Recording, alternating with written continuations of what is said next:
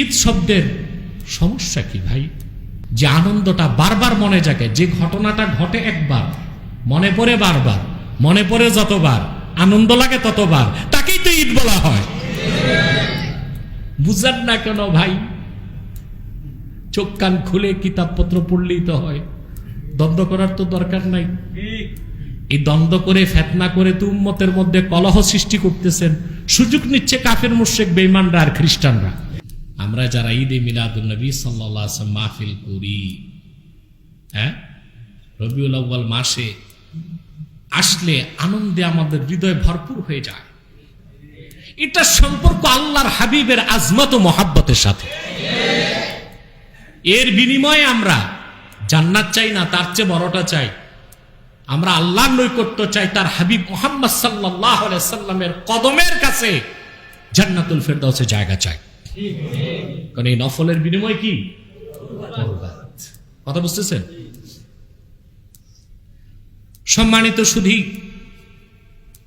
রবিউল আউয়াল মাসের আগমন ঘটলেই মুমিনের হৃদয়ে হিল্লোল বয়ে যায় আর মুনাফিকের অন্তরে আগুন জ্বলে।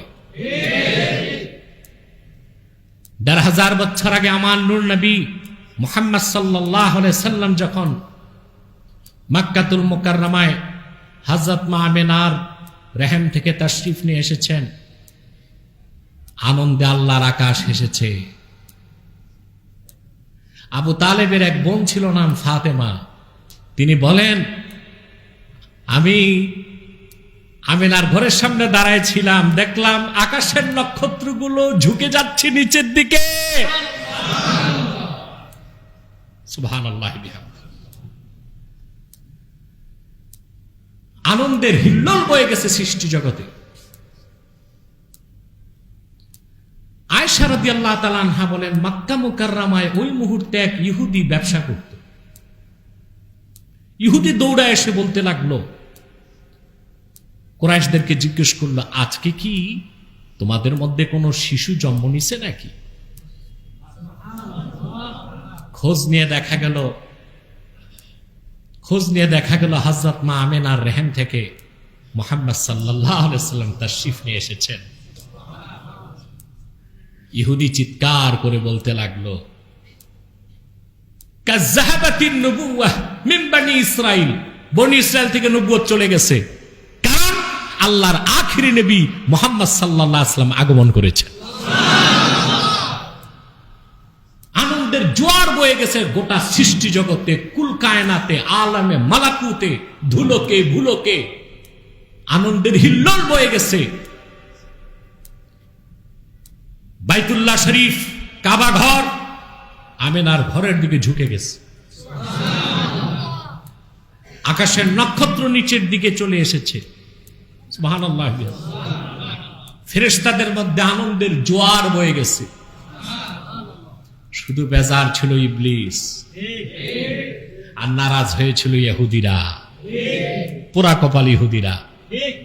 আজও যারা রবিউল আউয়াল মাসের আগমন ঘটলে মনে আনন্দ জাগে না, প্রকাশ করুক আর না করুক, মনে আনন্দ জাগে না, আমরা তাদের মুনাফিক মনে করি, ইবলিসের চামুন্ডা মনে করি, ইহুদিদের উত্তরসূরি মনে করি। নতুবা রবিউল আউয়াল মাসের আগমনে কোন মুমিন বেজার হইতে পারে না, মুনাফিক বেজার হতে পারে। ঠিক না? আল্লাহর হাবিব মুহাম্মদ সাল্লাল্লাহু আলাইহি ওয়াসাল্লাম আগমন করলেন ১৫০০ বছর আগে, যে মাসে রবিউল আউয়াল মাসে। সে মাসটির মর্যাদা, সম্মান, ইজ্জত আল্লাহর কাছে যারা আরিফিন, যারা মুহাক্কিকুন, আল্লাহর মারিফতের নূর যারা পেয়েছে, তাদের কাছে রমজান থেকে রবিউল আউয়াল মাসের দাম বেশি, শ্রেষ্ঠত্ব বেশি, মর্যাদা বেশি। এই মহিমান্বিত মাস আসলে মুমিনদের উচিত বেশি বেশি দরুদ সালাম পড়া, মাহফিল করা। আরে ভাই, ফতোয়া বসির দরকার কি? আপনি আল্লাহর হাবিব মুহাম্মদ সাল্লাল্লাহু আলাইহি ওয়াসাল্লামের মহব্বতে, আজমতের কথা স্মরণ করে আপনি করেন না মাহফিল, সিরাতুন নবী নামেই করেন, সমস্যা কি? আমরা এখানে কোনো বাধা দেই না। সিরাতুন নবী ব্যানারও মাহফিল হতে পারে, মিলাদুন নবীর ব্যানারও মাহফিল হতে পারে। কারণ আমরা বলি সিরাত যার মিলাদ তার, মিলাদ যার সিরাত তার। ঠিক না? তো ঝগড়া থাকে আর বড়ই সমস্যা কিছু মানুষের ঈদে মিলাদুন নবী বলতে।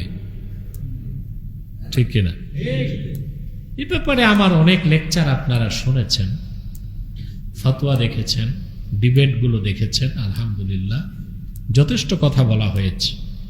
অন্যান্য স্কলাররাও বলেন ঈদ শব্দের সমস্যা কি ভাই? শরীয়তে একটা হচ্ছে ইস্তেলাহ, পারিভাষিক অর্থ, আরেকটা হচ্ছে লোকাতি অর্থ, আরেকটা কি পারিভাষিক অর্থে ঈদ দুইটা, ঈদুল আজহা, ঈদুল ফিতর। ঠিক না?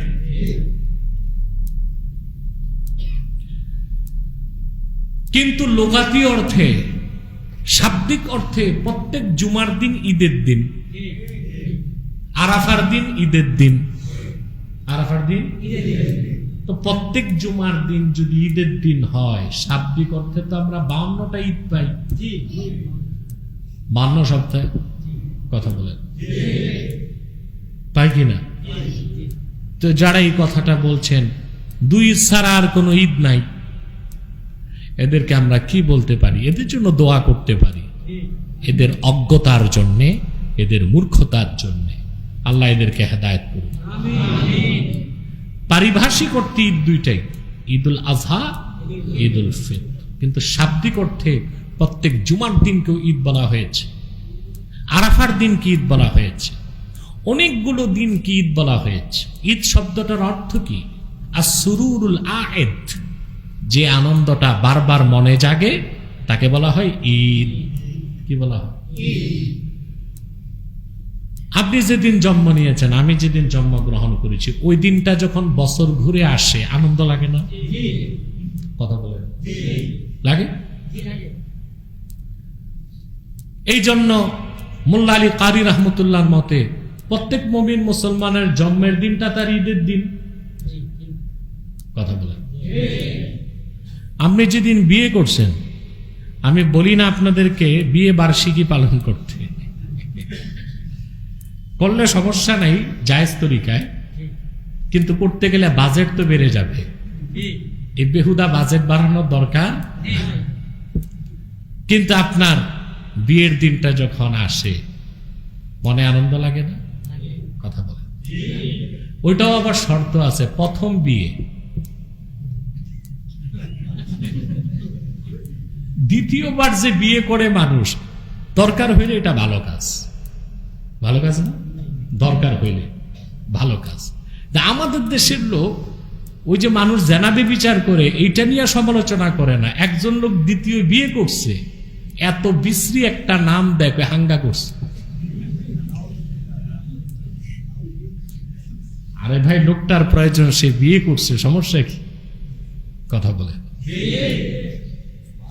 কিন্তু অবশ্যই আপনাকে প্রথম স্ত্রীর হক আদায় করতে হবে। ঠিক কিনা? ইসলামের হুকুম অত্যন্ত কঠোর এই ক্ষেত্রে। আপনার যদি 2 বউ থাকে, তাহলে বাজার যা করবেন অর্ধেক, বড় স্ত্রী অর্ধেক পাবে, ছোট স্ত্রী, এবং সপ্তাহকে 2 ভাগ করতে হবে। 3.5 দিন বড় স্ত্রীর সাথে, 3.5 দিন ছোট স্ত্রীর সাথে। এটা করেন আপনারা? আপনার তো দ্বিতীয় বিয়ে করার পর প্রথম স্ত্রীর খোঁজ খবরই রাখেন না। যদি কোনো কারণে দ্বিতীয় স্ত্রীর কাছে 4 দিন থাকতে হয়, তো প্রথম স্ত্রী থেকে আপনাকে অনুমতি নিতে হবে। সুবহানাল্লাহ। বিয়ের ক্ষেত্রে এইরকম জাস্টিস, ন্যায় বিচার ইসলাম দিয়েছে।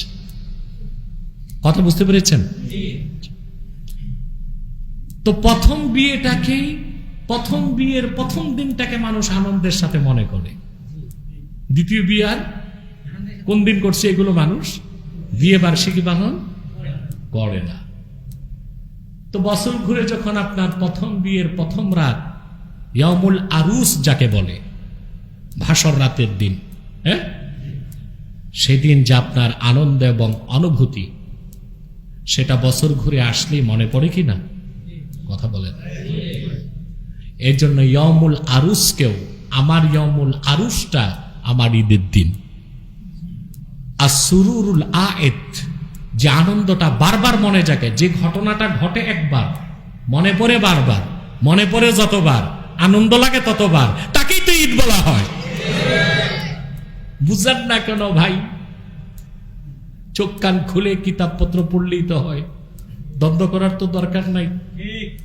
এই দ্বন্দ্ব করে ফিতনা করে তো উম্মতের মধ্যে কলহ সৃষ্টি করতেছেন, সুযোগ নিচ্ছে কাফের মুশরিক বেঈমানরা আর খ্রিস্টানরা। কেন সুযোগ দিচ্ছেন? ফতুয়াবাজি না করে নিজেদের মধ্যে মাসলাকগত দ্বন্দ্ব মিটানোর সবচেয়ে বড় ভালো পন্থা সংলাপ। কি সংলাপ? সংলাপের মাধ্যমে ভুল বুঝাবুঝিগুলোকে দূর করলেই বাংলাদেশে ঐক্য সম্ভব, নতুবা কোনোদিন ঐক্য সম্ভব। সকল মাসলাকের ঐক্যের জন্য নিজেদের ভুল বুঝাবুঝির অবসান করতে হবে। আর সেই ভুল বুঝাবুঝির অবসানের সর্বোত্তম পদ্ধতি হচ্ছে বাহাস নয়, সংলাপ। বাহাসে ঝগড়া হয়, কি হয়? এতে সমাধান কম হয়। সমাধান হচ্ছে সংলাপ। বুঝতে পারছেন? তাহলে ঈদে মিলাদুন নবী বলতে আমরা কি বুঝি? আল্লাহর আখির নবী, নবীগণের মাথার তাজ, নূর নবীজি আমার মুহাম্মদ সাল্লাল্লাহু আলাইহি ওয়াসাল্লাম আজ থেকে ১৫০০ বছর আগে হযরতে আমেনা নূরময় রেহেম থেকে মক্কাতুল মুকাররমায় তাশরীফ নিয়ে এসেছেন। ১৫০০ বছর আগে রবিউল আউয়ালের ১২ তারিখ। সেই ১৫০০ বছর আগের সেই শুভ মুহূর্ত, শুভ রাত, সেটাকে বলা হয় লাইলাতু মাউলিদিল মুস্তাফা। প্রতি বছর রবিউল আউয়াল মাসের আগমন ঘটলেই ১৫০০ বছর আগের সেই লাইলাতু মাউলিদিল মুস্তাফার কথা স্মরণ হলে মুমিনের হৃদয়ে আনন্দের হিল্লোল বয়ে যায়। সে আনন্দের প্রকাশ করার জন্য মুমিন মুসলমান যদি ঈমানের সাথে শরীয়তের গণ্ডির মধ্যে থেকে মাহফিল করে, সিরাতুন নবী নামে করুক, মিলাদুন নবী নামে করুক, ইসলামী সঙ্গীত সন্ধ্যা যদি করে, হামদ শরীফ, নাত শরীফের মাহফিল করে, কথা বুঝতেছেন? তারপরে মুনাজাত করে তাবাররুক বিতরণ করে, এটাকেই তো মাহফিলে ঈদে মিলাদুন নবী বলা হয়। এখানে বেদাত খোঁজা, হারাম বলা মূর্খের কাজ, অজ্ঞের কাজ, ভাগ্য বিপন্ন পোড়া কপালের কাজ। আপনি সিরাতুন নবী ব্যানারও মাহফিল করতে পারেন, মিলাদুন নবী ব্যানারও মাহফিল করতে পারেন। আল্লাহ আমাদেরকে সঠিক বুঝ দান করুক। বলুন আল্লাহুম্মা আমিন।